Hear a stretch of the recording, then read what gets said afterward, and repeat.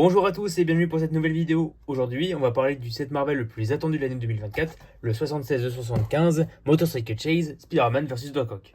Effectivement, c'est une blague, personne n'attendait ce set, mais croyez-moi que sous ces airs de petits sets d'entrée de gamme à 10€ se cachent d'excellentes surprises, je trouve. Et on va voir ça tout de suite. Bon allez, sans plus tarder, je vais commencer avec la boîte avant de vous faire la review de la construction.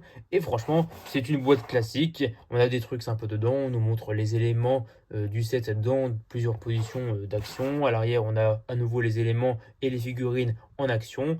Et franchement, bah écoutez, c'est une boîte classique.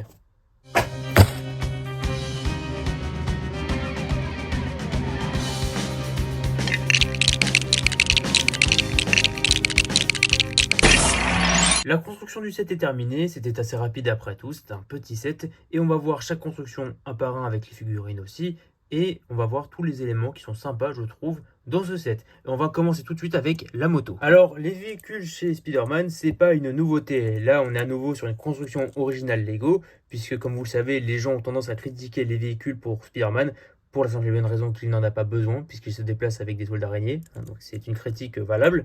Mais là, pour un petit set à 10€, je trouve que la moto est très chouette, vraiment très jolie. Je l'aime beaucoup. La palette de couleurs de Spider-Man est respectée avec les enjoliveurs bleus, la moto rouge, même le côté blanc que l'on voit grâce aux toiles d'araignée qui sont dans les lance-tenons.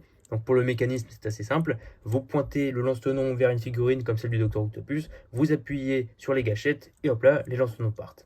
Avec la figurine dessus, on peut voir que l'échelle est plutôt correcte. Franchement, on n'est pas sur ces grosses motos Ninjago qui sont trop grosses pour les figurines. Franchement, on est sur un très beau truc.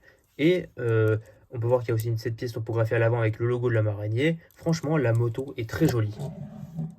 La deuxième construction, c'est cette petite partie de New York avec un lampadaire et quelques détritus, comme cette peau de banane qu'on avait vu avant dans la gamme Friends et Mario, si je ne me trompe pas. On a aussi un poisson, un os et une bouteille.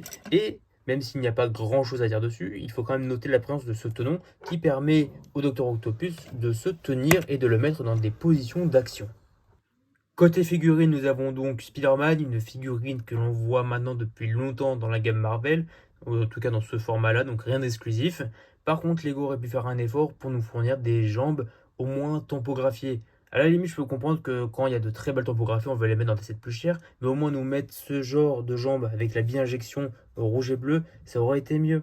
Si je mets ce défaut de côté, la figurine reste quand même cool et on a le droit à 2 accessoires pour Spider-Man, à savoir ces lance-toiles. Bon, le problème c'est que j'en ai perdu un. Pour leur mécanisme, c'est assez simple, dès qu'ils sont sur le bras de la figurine, il suffit d'appuyer dessus et on tire sur le Dr Octopus. Deuxième figurine, et sûrement la seule raison pour laquelle vous allez acheter ce set, sauf si vous êtes un fan du lampadaire de New York, c'est le Dr Octopus version Venomisée. Donc une figurine qui se rajoute au grand catalogue de figurines Venomisées de la gamme Lego Marvel depuis quelques temps maintenant. Et dans cette nouvelle vague de cette Spider-Man, on a le droit au Dr Octopus et au Bouffon Vert.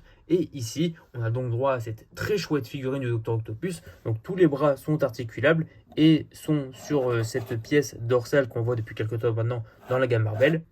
Pour les expressions faciales, on a le droit à 2 visages, à savoir celui-ci, on voit une partie du visage du Dr Octopus normal, on va dire, et une partie vénomisée. Et quand on retourne le visage, on a donc un visage totalement sous l'emprise du symbiote. Donc vraiment, on est sur une très chouette figurine avec de très belles topographies. Tout comme Spider-Man, il a le droit à quelques accessoires, à savoir un bâton de dynamite et 3 pierres précieuses. Même s'il ne casse pas des briques, je trouve que ce 76 000 de 75 est un très bon set, une très bonne entrée de gamme, avec d'assez chouettes constructions, de très belles figurines et pas mal de jouabilité. Franchement, c'est un très bon set. Pour ma part, on se retrouvera dans une prochaine review ou une prochaine animation. Salut!